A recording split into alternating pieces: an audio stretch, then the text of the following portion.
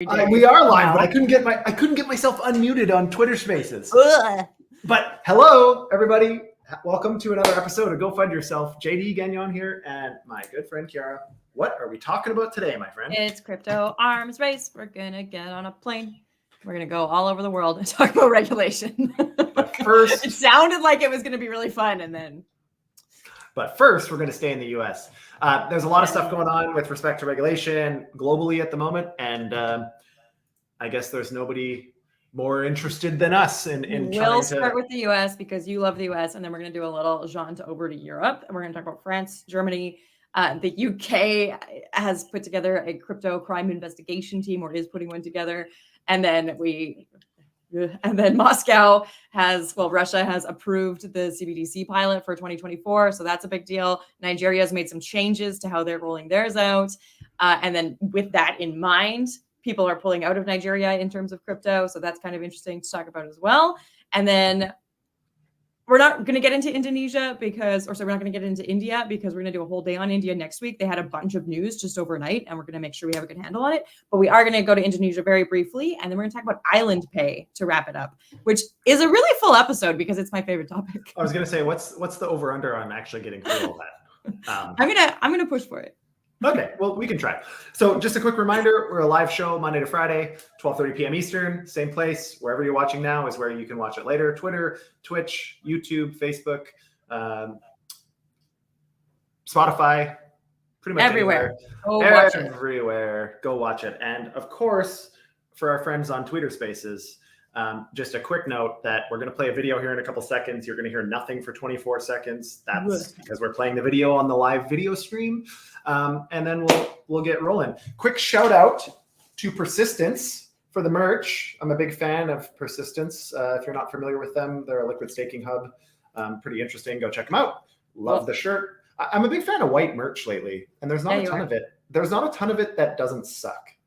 I feel like most white merch is like boxy and like really cheap cotton and whatever, but this is quite nice. It's nice. I'm a big fan. Nice. You don't have to borax it to keep it white?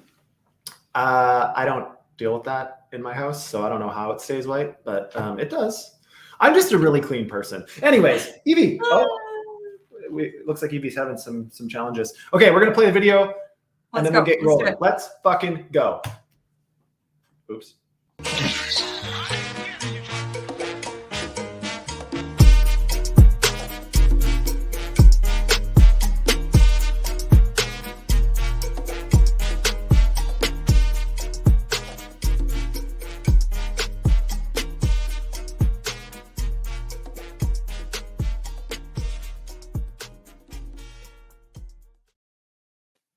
All right. I know that you really want to talk about America. It's like the one day I don't get to talk about America is Thursdays, but you really want to do it. So the news says that they've passed the bills. What bills did they pass? Did they really pass them? What does it look like? Why do we care?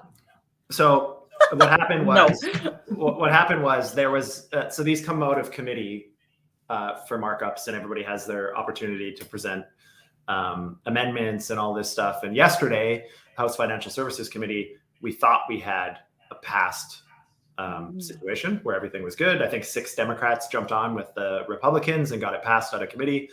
And then this morning it all fell apart. So it's been pretty contentious. If you've been watching any of the videos today, which I have been in between other things. How did you have time? Yeah, well, just kind of listening in the background. But it's pretty contentious right now, which is the exact opposite of what we had hoped for. They were talking about maybe some markups and slight changes as a result of that agreement. And this morning, Republicans said, nope, same language, no changes. And Democrats said, nope. So anyways, they're fighting a little bit about it. The Ag Committee, I'm not sure if they voted yet. I was watching that, and then I've had calls for the last couple hours, so I'm not sure where that went today. The House Financial Services Committee voted. Yesterday. I don't see anything with the Ag Committee. Yeah, Ag Committee they were doing their discussion still when I was watching earlier this morning. By the sounds of it, there was I had listened up until I think proposed Amendment 12, all of which actually were declined at that point. So we'll have to see what comes out of that, but there's pretty good belief that it will pass Ag Committee also. So we'll see. And if that's the case, then of course, we've got 2 potential bills to be voted on in the House, Senate, and White House. But there's a bunch of challenges right now. The White House and Maxine Waters have some opinions on things that are apparently non-negotiable, which are non-negotiable for for the Republicans. So we'll have to see how this all goes. But all in all, we're making progress. And I think that the overall sentiment from most lawmakers, whether they supported or detracted from the bills, was that we need to do something and we need to do it quick. So if this isn't it, we need a better solution fast. I think this probably is it. We're not going to have a perfect solution ever. If we're waiting for that, we're never going to have one. Mm-hmm. So let's start with something. And then over time, we can adjust it to, accommodate things that were unforeseen. In American politics, though, like people never want to undo things. Right? Yeah. It's always like, we've done this now. It will always be this way. Whatever gets passed now is going to still be the rules for digital assets in 4052. Like, well, I mean, it'll be the basis for it. But I mean, the Securities Act from the 30s has been added to with legal precedent, with changes, wording changes, updates for years. Obviously, until now. Until crypto, they don't want to do anything to it. But all of that to say, I think this, to me, although it kind of appears a little bit like a circus and there's a lot of infighting, this is politics. So if you're only watching US politics because of these crypto bills, it might seem really weird and it might seem like they're really far apart, but this is super standard. Like everybody fights and kicks and screams and makes political statements in these committee hearings. But all that matters is the votes at the end of the day. It's not necessarily what people say. And so there's a lot of negotiating that has to happen, and it's quite the process. But hopefully we get through it. Awesome. Well, are you ready to leave America? Only in the interest of time. Okay, Europe isn't too exciting, but there's a couple things of note. So Société Générale, which is a financial services firm that's been around since 1864, is the first firm in France to obtain their dAsp, which is their digital asset service provider under both French regulations and under MiCA. So that's very exciting. They have this own subsidiary company called SG Forge that provides all of their digital asset services. And this is basically, I don't want to say it's the Prometheum of France, but it kind of feels that way. So there's a really big player who is automatically being approved because they jumped through the hoops and said, yes, it's very simple and straightforward what you've asked us for. But nonetheless, it's very exciting because it allows a lot of institutions to come into compliance who are already working with blockchain stuff. Yeah, I think we talked a little bit about this in a previous episode, but I mean, anytime that you have something get approved like this, even if we're kind of questioning how they got approved so fast, Prometheum is another example of that. Everybody's kind of like, what? There's all these other applications, and out of nowhere comes Prometheum, and they get, anyways. Exactly. So Société Générale or SG Forge got approved, but there were 91 additional applicants and registrants, right? Yeah. So whatever, let's set that aside. But as participants in the space, we have no choice now but to look at that as examples of how to get things done. So there now is a bit of a roadmap to how to go through the process and get, in particular, your dAsp, which is cool. Yeah. And so, I mean, even in America, the regulators, maybe they made some exceptions to approve some of these first. And I'm sure there's sweetheart deals in the back. Just speculation. I don't have any evidence. I don't have any evidence to back that up. I'm sure there's some sort of backroom stuff going on, but they can't in good faith or ethically deny someone that does exactly the same thing later. Because it's so anyways, all of that to say, I like this. I don't like how the first ones get approved, but I like that there are first ones approved. Exactly. I like that it happened. Exactly. I always like to look at France and then Germany side by side because in theory, Paris and Berlin are fighting to be the crypto hubs of Europe. So whenever I look at France news, so is the UK. So is the UK. Yeah, but they're not technically in Europe anymore. So they are in Europe. They're just not part of the EU. Yeah. Don't say that to a Brit. So it's kind of interesting that we're seeing France has approved something and Germany has disapproved something. So Binance is pulling out of Germany. There are different news accounts. Some say that Binance has decided to pull out because of regulatory scrutiny, and it's just a good idea for them to pull out. And they also pulled out of Austria and the Netherlands, and this is expected. And other news sources are saying that the German officials basically said, hey, you applied, and if you apply, we're going to investigate you. So I don't know that we really need to go into that. It's pretty straightforward, but you should know that it's happening. I mean, the only thing the only comment I have on that one is I don't know what Binance's plan is. Right, me either. So like I understand that they're probably not in a position to go through that level of scrutiny at the moment, which I think is like obvious to anybody paying attention, that there's probably some dirty laundry there that they're trying to clean up, I guess. But I don't know what the plan is. Like they're by clean that up far on the blockchain. Like, well, that's the thing. They're a centralized exchange, so a lot of it isn't on the blockchain. Right. I suppose so they can probably clean it up without people knowing. But I mean, they're pulling out of major jurisdictions left and right. And you know, they're out of the US, they're out of Canada, they're out of Australia, they're out of Germany, they're out of Austria, they're out of the Netherlands, they're out of Cyprus, they're pulling out of African countries, they're pulling out of East Asian countries. Like where the hell is Binance going to get their users from? To the moon. But yeah, I don't know what their plan is. I'm sure they have one. I mean, CZ is not a slouch, regardless of what you think about him, as his ethical rudder may be broken, but kind of reactionary though. So it's very strange. Like this whole situation with Binance, like it seems like there must be some dirty laundry, because why else would you cannibalize your own business to this extent over and over with no meaningful show of some other pursuit? Like what the hell else are you doing? You're doing data, like AI analytics, like what? Cool. Didn't we say yesterday that they announced a new product? It's cool, but I think it could be a slippery slope, and it kind of seems like they're just jumping on the AI narrative at the moment. But anyway. All right, the UK is focused on crime right now. We have two different crime-based things in the UK. So the first one is that the National Crime Agency is putting together a blockchain investigation team. And that sounds really great in theory, kind of like the one that we have in Canada, maybe down in Calgary. I like that they're taking it seriously enough to say that, we should be looking at this crime. But much like what we were talking about yesterday, or maybe 2 days ago, the salary is not going to get you the best. The salary is like laughably low. Yeah, it's £47,000, which is just like painful. 50 grand, 55 grand. Like, I mean, it's about 60, but it's also like, it's $5 for a Starbucks latte versus £5 for a Starbucks latte. Like your spending power is very similar. So it's like you're making $47,000. It was the CBDC architect that we were talking about in San Francisco. Yeah, that was the other one. Yeah. And we were like, $120,000 is not enough for you to get the best in the world. So you're going to obviously have some issues. And I feel that this is the same. I love that they're doing it, but also like, you're just going to get some weird people applying for it, and they're probably not really going to be able to. Well, here's the thing. They're looking for ideal candidate, a police staff member. Well, they're going to take a pay cut with certification as an accredited financial investigator, specialty on top of being a police member, also taking a pay cut. And they want expertise in blockchain analysis.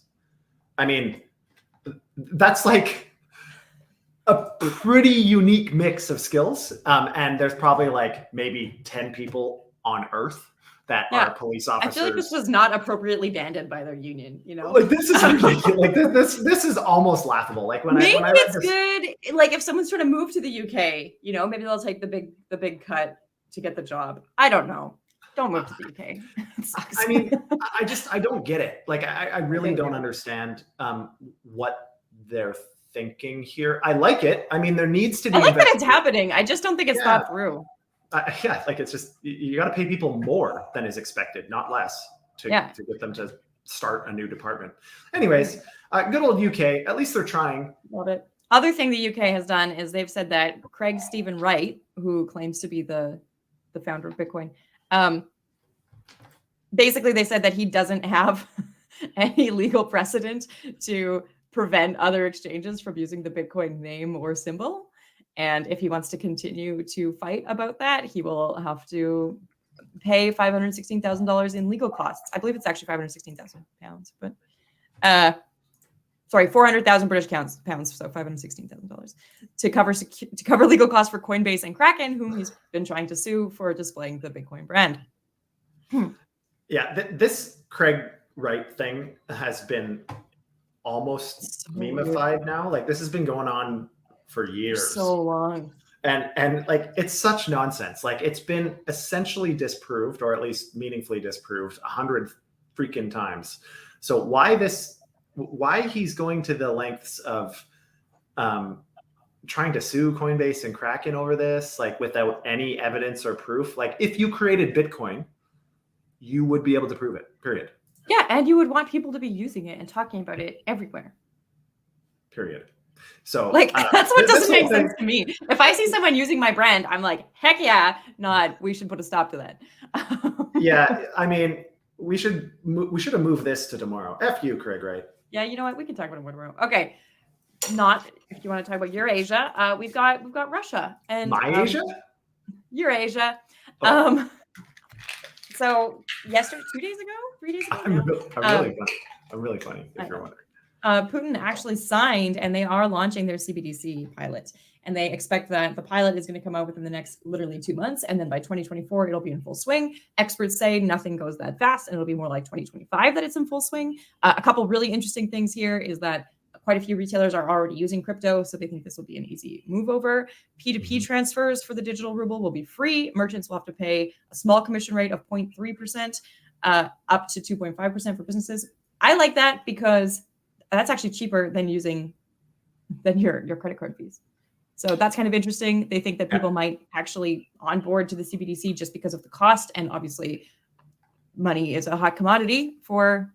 I mean, credit card, rural Russia and stuff. So credit cards are a bloody racket, anyways. So that's an industry that needs to be disrupted because we have essentially a duopoly. Yes, absolutely. We could argue that Diners Club and Amex are important, but no. Visa, sometimes I like to bring MasterCard and Visa actually into the crypto arms race because they're like the next form of nationality. Yeah. Anyway, I think that this one's kind of interesting. The other important thing to note here is that they have been talking with China about CBDC regulation cooperation. This is not a surprise. I took a quick look. I didn't find anything about the rest of BRICS actively doing that, but probably Russia, China will take the forefront, and then it'll be integrated through all of the BRICS countries. Yeah, they're trying to create some unified CBDC rules so that everybody plays by the same rule set. What won't be included in those rules, if China and Russia are the ones establishing it, is privacy protections and consumer protections the way that we would expect. And even in this article, I apologize for my dog if you can hear him. He's losing his blood. I like hearing the dog. It's okay. Nothing I can do about it. But anyways, I mean, even in the article, they talked about, and I'm a stuck record on this, but a slippery slope. It's essentially a slippery slope. There's a lot of concerns about, monitoring of use of assets and preventing use of assets on different things. And I think, to me, this is going to blow up in the citizens' face. So we'll see. At least it's happening somewhere other than here first, so that we can use it as an example. True. Now, if we talk about CBDCs failing, we can talk about Nigeria. They're still pushing the e-Naira, and people still hate it. But because they forced cash shortages and a variety of other things, they now have 13 million e-wallet users. Their population is nearly 224 million, so it's not a great percentage, but they have been incurring more and more users because they literally are forcing them to. And the latest thing that they've done, I mean, they did some positive campaigns. I don't know if you remember from a few months ago when we talked about CBDCs. They did things like you got a major discount for paying for your cab with the CBDC, that kind of thing. Anyways, they're now introducing contactless payments. So they are also trying to take over that whole credit card racket. Yeah. Well, I think for Nigeria, the most interesting piece of the CBDC is just remittance. There's so much remittance to Nigeria that there's like 25% shaved off the top just to send money through the Western Union or whatever, all the other sending programs. But with the CBDC, people should be able to purchase it from anywhere in the world and send it to their friends and family in Nigeria. And that's a huge advantage, obviously, since a lot of people in Nigeria receive support from foreign family members. So anyways, this again, I think Nigeria has been quite crypto forward for a long time. So, I like seeing their support for the technology. Well, but again,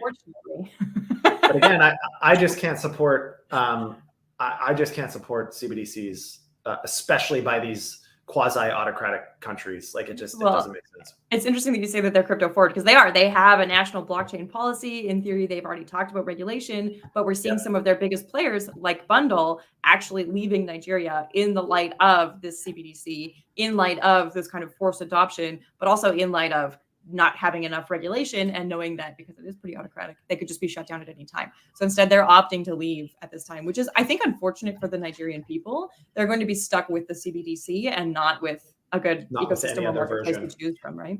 Yeah. So I think this makes sense to me. If I was Bundle, I would also leave. Obviously, it's become abundantly clear that they're pushing their CBDC at the cost of anything in its way, including citizen sentiment. So, I mean, if you were an alternative to a CBDC in that environment, of course you're going to see the writing on the wall and probably bail. The other thing that I think a lot of these crypto companies kind of lean into, which I think is admirable, but probably not the most suitable business strategy, is their whole go-to-market is to bank the unbanked, to support all of these emerging markets. But that's very admirable, and I think we need to do it. But the timeline to profitability has to be significantly extended. As an example, if you bring on 30,000 users in DeFi currently from anywhere in the world, that's pretty good. 30,000 users, you could have hundreds of millions or billions of value locked. I mean, if you have 30,000 users in Nigeria, not to say that a lot of people in Nigeria don't have money, but the vast majority of that population is living in the third world. And so, I mean, the revenue potential from each additional client is small. Now, eventually you get to network effects and critical mass in countries like Nigeria and Africa, and that's when you win. That's so I think it's admirable, and I think there's a approach that we should all be pursuing. It's just generally these companies they try to cater to these small environments, small economic value environments, and they run out of money that they just can't sustain their business operations. So we have a new product launch in South Africa that is actually working basically with Network Effect to see their success. They're called Moment, and they started a new wallet. And that wallet, before launch, like before the retail launch, they integrated with 10,000 retailers, including 5,000 overseas retailers. So that's kind of a cool deal. I don't think we need to talk about it a lot, but this is a good example of exactly what you're talking about. Is we already have the structure in play. We have the infrastructure ready for you. We've onboarded a critical number of things. Like you can pay at Woolworths with Moment. Which I'm surprised still existed, but which I'm surprised even exists still. But yeah, I mean, I think it's interesting. 10,000 retailers is not a small feat. Obviously, that was something pretty worthwhile to do. I think that's really cool. It's funny though that the CEO's last name is posthumous. But anyways, I think it's interesting. I think wallets are really something that as a space we haven't solved yet. The wallets are very clunky in many ways. Even the well-established ones, and interop between wallets has been challenging in a lot of ways. And so now we're seeing a lot of these applications build their own wallets, which sounds cool. But as a user, you're not going to have 400 wallets from all these different wallet applications. So it'll be interesting to see if they can get traction here. I think there's some other really interesting projects, Guardian being one of them. Quick shout out to Guardian. That is kind of building Lego blocks for wallets as a service, so that everybody's got the same versions of stuff, so that they are in fact relatable and interoperable to a certain extent. So we'll have to see how this goes. I mean, it's a big step. 10,000 retailers. Obviously, that's a small amount of global retailers, but it's not insignificant. It's enough to see if they can get to some version of network effect. So. It includes all kinds of things like airlines, international. I don't know. I think it's a pretty cool move, especially by a company in South Africa. Less of a cool move is that Indonesia, who might remember that certain countries in Indonesia were jailing tourists for using crypto, that kind of thing. So Indonesia has launched its exclusive legal trading space. We're using cabs, wasn't it? Wasn't it you could pay for your cab with Bitcoin and then get arrested or something? No, it was car rentals in Bali. Car rentals, yeah. Car rentals. And surfing and stuff, yeah. This is kind of interesting because basically the Indonesian government isn't saying you can't use crypto, and they're not saying we have a CBDC. They're saying if you use crypto, you have to use our crypto exchange and nothing else. So It was supposed to launch last year, and then it went back into review because users said they hated it so much. So at least they listened to their customer a little bit, in a way that I wouldn't expect from a government agency. But I also don't love that it's, completely on one spot. Yeah, I mean, they've been working on this platform for like 2.5 years or 2 years. Like, it's kind of crazy. This to me is, again, the exact opposite of what you hope jurisdictions do. That they're taking capitalism and market, like standard market forces, out of the equation here. And I don't like that. That you should not be the regulator and the provider at the same time. It doesn't make sense, in my opinion. Same thing with CBDCs. It just doesn't make sense. We see what has happened with fiat currencies. They become the tool of the government for things other than just monetary policy. This is, geopolitics, foreign policy, it's global trade, sanctions. Like, they're using fiat, they're weaponizing fiat currency. It'll be the same shit. They're going to weaponize data. They're going to weaponize access of these CBDCs.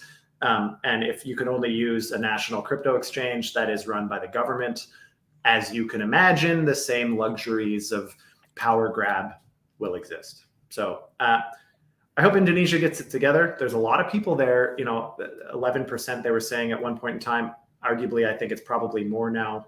People probably just aren't telling the government that they're holding crypto.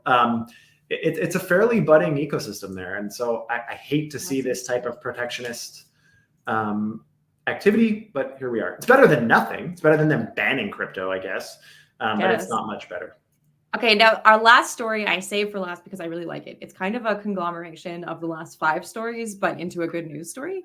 So the Bahamas. They should have called it Plinko. Would have been better. But anyways, go ahead. The Bahamas, which does have the most successful track record with their CBDC, the sand dollar. They also are fostering innovation for different companies, including the Island Pay. And so Island Pay has worked with them on their CBDC. They've worked with USDC as well. They've worked with a couple other stable coins. They're a pretty interesting company. They're also providing wallet options, but they were kind of hired by the Bahamas to figure out how they were going to deal with the unbanked and how they were going to deal with rural populations in terms of the CBDC. And now they've been able to take that IP and also apply it to their own product, where they've launched Cinco or Kinko. I'm not sure which one it is. So basically, it's another wallet option. But the thing that I think is most interesting about it is, yes, you can conduct transactions with merchants. Yes, there's peer-to-peer. No, you don't have to be banked, but you can fund a prepaid card. So this is, again, disrupting credit cards. This is allowing for people who live rurally or without internet to fund prepaid cards with crypto, and then you can go use them at retailers. It allows people an alternative to the CBDC. I anticipate the CBDC and your personal crypto account will end up being on the same card, just based on how the IP is kind of working. But anyways, they're launching this in 30 different countries across the Caribbean and Latin America. Yeah, and they're using one of their major assets is using Circle's USDC in addition to, and so it removes a lot of these wallets in the past have avoided stablecoins. And a lot of these payment cards and all that. And it's only volatile assets you have to hold. And nobody wants to hold volatile assets for their spending accounts, obviously. And so, this, in my opinion, is exciting. I think 30 countries is a good start, especially in LATAM and the Caribbean. I mean, there's a lot of reasons that those countries should be encouraging this type of innovation. It just makes sense. They've got a lot of systemic problems, a lot of infrastructure problems in many of those countries, and this alleviates a lot of those concerns. So I think this is kind of cool. I'm still going to call it Plinko because I think that's what they should have called it. But they're not American. Maybe they don't know what Plinko is. I don't love that it's another wallet, but I do love that there were. Yeah, who would have thunk? But I do like this card issuer thing. I think that's great. It's not new, obviously. If you've been in the space for any amount of time, there was a point in time where everybody offered, branded cards, and you could hold their assets in it and whatever. But this is exciting. I think it's great for a lot of people. Wasn't that like 3 years ago? It feels like it was 10 years ago, but probably 2 or 3 years ago. I've got like so many, plethora of these cards that I don't use. But anyways, there's some really cool ones that I do use. But we'll leave that for another day. Anyways, all right. Well, the world is up in arms. That was our trip around the world today. Super exciting. I'm exhausted from all the flying. Yeah, I know. You get jet We're a lag live too. show. We're a live show Monday to Friday, 12:30 p.m. Eastern. Like, share, subscribe, bookmark, help us spread the love. And with that, I say to you, Kiara, Go find yourself.